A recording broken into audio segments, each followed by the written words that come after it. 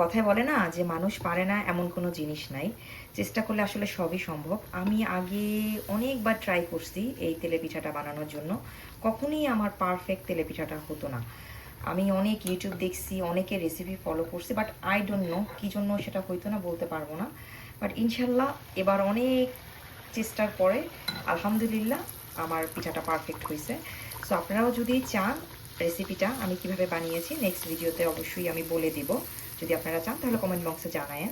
যারা একদম নতুন বিগিনার যেমন আমার মতো, আমি আসলে অন্য সব কিছু যেমন তেমন পারি, বাট পিঠাটা কেন জানি আমার হয় না। আসলে বলে না যে সবার দ্বারা তো সব কিছু সম্ভব না, ঠিক তেমনই আমার ক্ষেত্রেও ঠিক তেমনই হয়। পিঠা জিনিসটা আসলে আমার হাতে হতে চাইতো না। সব পিঠা না, কিছু কিছু পিঠা আছে, যেমন ভাপা পিঠাটা এখনও আমি আয়ত্ত করতে পারি নাই। দেখি ট্রাই করবো কয়েকবার, যেদিন আর কি পারফেক্ট হবে সেদিন অবশ্যই আপনাদের সাথে আর কি রেসিপিটা শেয়ার করব।